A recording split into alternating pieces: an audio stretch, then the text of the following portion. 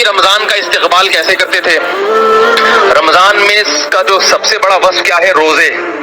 رمضان میں روزے فرض ہے نا، تو نبی شعبان سے ہی روزے رکھنا شروع کر دیتے تھے. نبی کیا کرتے تھے؟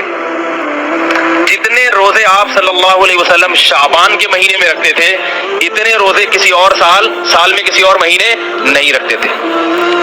یہ استقبال ہے. سمجھ رہے ہو بات کو؟ تاکہ اپنے آپ کو اس کے لیے پہلے سے تیار کر لیں. ہم نہیں رکھتے شعبان میں روزے. اور یہ نبی کی شفقت کہ امت خود کیا کیا آپ صلی اللہ علیہ وسلم نے؟ شعبان کے روزے رکھے کثرت سے، مگر امت کو کہا کہ نصف شعبان کے بعد روزے مت رکھو. کیوں؟ اس لیے کہ 15 شعبان کے بعد اگر روزے رکھو گے کمزور نہ ہو جاؤ، رمضان کی طاقت کہیں ختم نہ ہو جائے. خود رکھیں امت پہ شفقت کی، تو پتہ یہ چلا کہ 15 شعبان تک امت کو حکم ہے جتنے زیادہ روزے رکھ سکے، اور جو طاقتور ہے صحت مند ہے وہ 15 کے بعد بھی رکھے. مگر ہمارے ہاں کا نہ طاقتور رکھ رہا ہے نہ کمزور رکھے. وہ رمضان میں نہیں رکھتا، ادھر پہلے کیا رکھے گا وہ؟ استقبال کا یہ مطلب ہے. دوسری بات، رمضان کی دوسری بڑی عبادت کیا ہے؟ پہلی عبادت جو رمضان کی سب سے بڑی ہے وہ روزہ ہے. دوسری کیا ہے بتائیے؟ تراویح. تراویح میں قرآن کی تلاوت ہوتی ہے. تو رمضان کے آنے سے پہلے شعبان کے مہینے میں ہی تہجد کا اہتمام شروع کر دیا جائے اور تلاوت کی کثرت شروع کر دی جائے. سمجھ میں آ رہی ہے بات؟ تیسری بات، رمضان کا مہینہ اللہ نے ہم پہ فرض اس لیے کیا تاکہ ہم سے گناہ چھوٹ جائیں.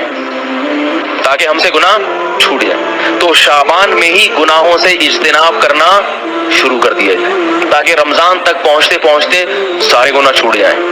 جو جس برائی میں مبتلا ہے شعبان ہی سے اس برائی کو چھوڑنے کی کوشش شروع کر دے.